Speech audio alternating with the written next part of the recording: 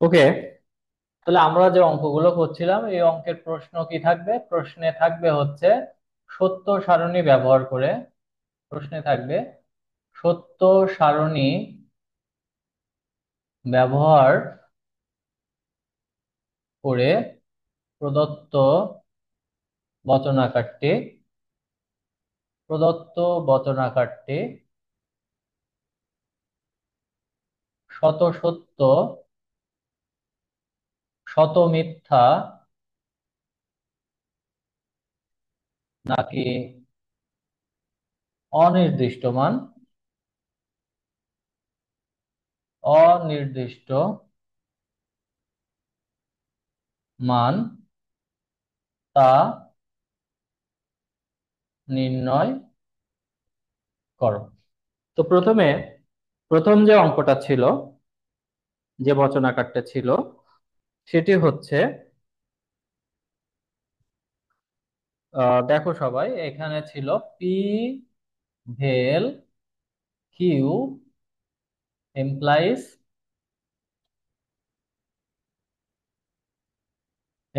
P. ঠিক আছে। তো তোমরা লিখবে প্রদত্ত, এখানে প্রথমে অঙ্ক করার সময় লিখবে প্রদত্ত বচনাকার। অঙ্ক করার সময় লিখবে প্রদত্ত বচনাকার। এখানে আরেকটু লিখে দিতে পারো যে এখানে উপাদান বচন বচন বর্ণের সংখ্যা কয়টি? কয়টি বলো? দুটি। P R Q. অতএব সারণীর সারি সংখ্যা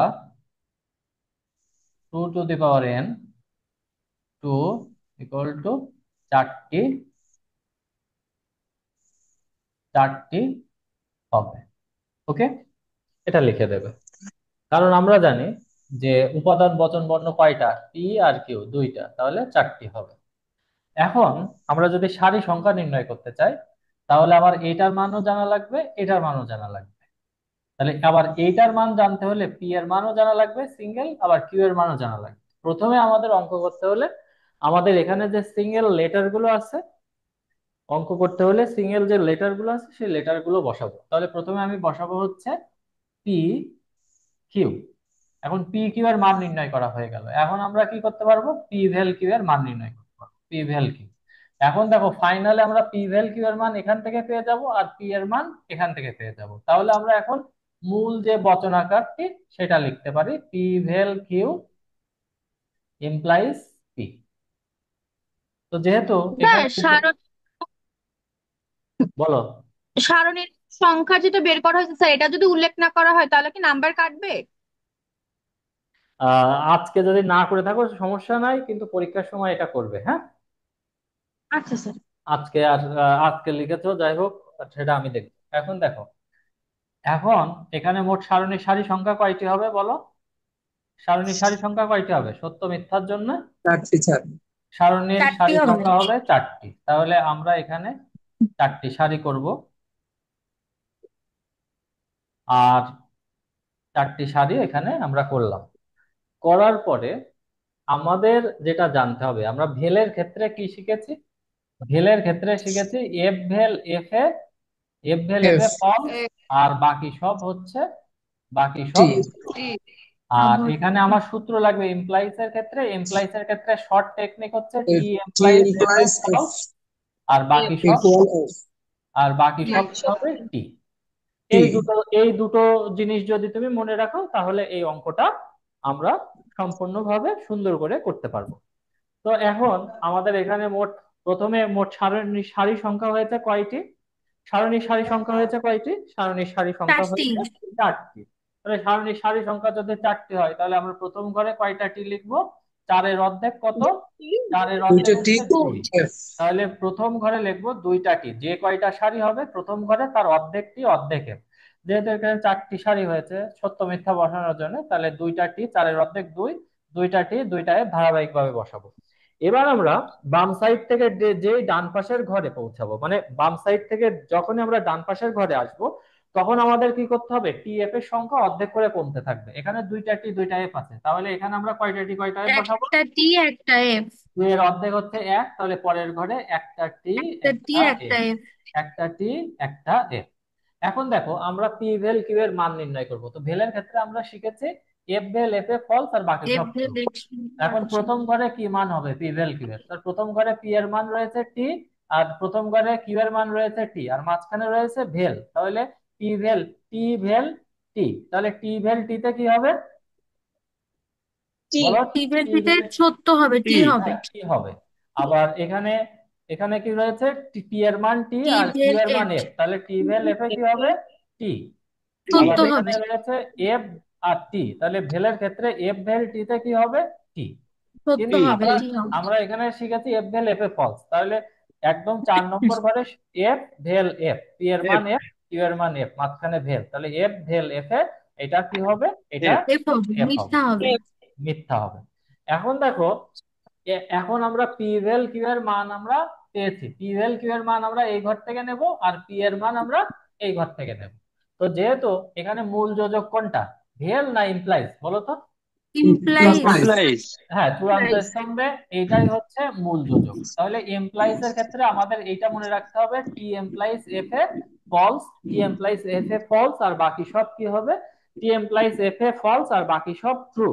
তাহলে আমরা পি বাকি ভেল সব কিউ সত্য এটার হবে। মান টি আর পি এর মান টি, তাহলে যেটা আগে থাকবে এমপ্লাইজ এর আগের অংশকে কি বলে, এমপ্লাইজ এর আগের অংশকে পূর্বক বলে, আর এমপ্লাইজ এর পরের অংশকে কি বলে, অনুক বলে। তাহলে পরক। এমপ্লয়িজ এর আগে পূর্বক রয়েছে পি ভ্যাল কিউ, তাহলে পি ভ্যাল কিউ এর মান টি আর পি এর মান টি, তাহলে টি এমপ্লয়িজ টি তে, আর মাঝখানে কি রয়েছে এমপ্লয়িজ, তাহলে পি ভ্যাল কিউ এর মান টি আর পি এর মান এই ঘর থেকে নেব, তাহলে টি এমপ্লয়িজ টি তে কি হবে, টি। টি। টি, টি টি। হবে, সত্য। আবার পি ভ্যাল কিউ এর দ্বিতীয় ঘর মান টি, পি এর মান টি, তাহলে টি এমপ্লয়িজ টি তে টি। টি। সত্য হবে। এখন আমরা যেটা যোজক থাকবে ওই যোগ বরাবরই লিখতে হবে, আমরা কিন্তু এখানেও লিখবো না এখানেও লিখবো না, ঠিক যোজকের মাঝ বরাবর আচ্ছা। লিখবো। তারপরে এখানে টি, টি ভ্যাল কিউ এর মান টি, পি এর মান এফ, তাহলে টি এমপ্লাইজ এফ এ কি হবে, ফলস। ফলস হবে। ফলস। আবার এখানে কি রয়েছে, এফ এমপ্লাইজ এফ এ কি হবে, টি। টি। তাহলে আমরা কি শিখেছি, যদি চূড়ান্ত স্তম্ভে সবগুলো টি হয় তাহলে শত সত্য বলে, চূড়ান্ত স্তম্ভে সবগুলো এফ হলে শত মিথ্যা বলে, আর চূড়ান্ত স্তম্ভে যদি টি এবং এফ এর সংমিশ্রণ হয় তাহলে সেটাকে আমরা কি বলবো, অনির্দিষ্ট মান। অনির্দিষ্ট মান। তাহলে এখানে আমরা লিখবো অতএব প্রদত্ত বচনাকারটি হয়, এখানে নিচে লিখে দেবো অতএব প্রদত্ত বচনাকারটি হয়, অতএব প্রদত্ত বচনাকারটি হয়, অতএব প্রদত্ত বচনাকারটি হয় অনির্দিষ্ট, অনির্দিষ্ট মান। হুম। আর এখানে এই এই অঙ্কের আবার একটু ব্যাখ্যা লেখার দরকার আছে। তো ব্যাখ্যাটা আমরা কিভাবে লিখব, ব্যাখ্যাটাও আমি আজকে লিখে দিচ্ছি, তোমরা একটু শিখে নাও। তো ব্যাখ্যাটা ধরো আমরা এখানে এখানে এটার নিচে লিখবে, হ্যাঁ, তো এটার নিচে আমাদের আমরা এই পাশে লিখছি, এখানে লিখছি ধরো ব্যাখ্যা, এখানে ব্যাখ্যাটাই লিখো যে এখানে ব্যাখ্যায় লিখবে যে এখানে গ্রাহক প্রতীকের এখানে উপাদান, এখানে বা প্রদত্ত বচন আকারে তুমি লেখো যে প্রদত্ত, প্রদত্ত বচন আকারে উপাদান বচন বর্ণের সংখ্যা দুটি হওয়ায় সারণীর সারি সংখ্যা হয়েছে, সারণীর সারি সংখ্যা হয়েছে 4টি, 4টি সারিতে সম্ভাব্য, সম্ভাব্য মান টি ও এফ বসানোর পর সারণীর চূড়ান্ত স্তম্ভটি, চূড়ান্ত স্তম্ভে কি হয়েছে? চূড়ান্ত স্তম্ভে সত্য ও মিথ্যার সংমিশ্রণ দেখা যাচ্ছে। অতএব প্রদত্ত বচনাকারটি হয়, অতএব প্রদত্ত বচনাকারটি হয় অনির্দিষ্ট, অনির্দিষ্ট মান। তাহলে কি লিখবে? প্রদত্ত বচনাকারে উপাদান বচন বর্ণের সংখ্যা দুটি হওয়ায় সারণীর সারি সংখ্যা হয়েছে চারটি। চারটি সারিতে সম্ভাব্য টি ও এফ মান বসানোর পর, টি ও এফ মান বসানোর পর সারণীর চূড়ান্ত স্তম্ভে সত্য ও মিথ্যার সংমিশ্রণ দেখা দিয়েছে। অতএব প্রদত্ত বচনাকারটি হয় অনির্দিষ্ট মান। তোমরা সবাই লিখেছো?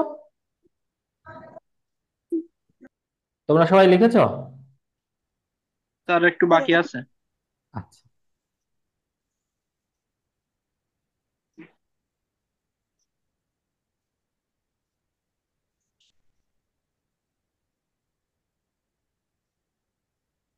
তাহলে অঙ্কটা কিভাবে হবে? প্রথমে প্রদত্ত বচনাকার লিখবে, তারপরে এখানে উপাদান বচন বর্ণের সংখ্যা দুটি, সারণীর সারি সংখ্যা, তারপরে এরকম ঘর কাটবে, তারপরে বচনাকার অনির্দিষ্ট মান লিখবে যেটা হবে, আর ব্যাখ্যা এখানে লিখবে।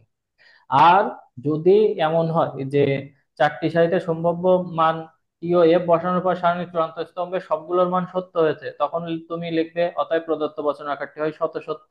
আর যদি টি ও এফ মান বসানোর পর সারণীর চূড়ান্ত স্তম্ভে সবগুলোর মান যদি এফ হয়, তখন তখন তোমরা লিখবে অতএব প্রদত্ত বচন আকারটি হয় অনির্দিষ্ট মান। ঠিক আছে? ওই সরি, শত মিথ্যা। যদি সবগুলো মিথ্যা হয় তাহলে শত মিথ্যা হবে। লেখা হয়েছে? জি স্যার। জি স্যার। ওকে। তো আমরা আসলে ব্যাখ্যাটা জাস্ট লিখে দিলাম। এখন আমরা পরবর্তী অঙ্কে যাচ্ছি।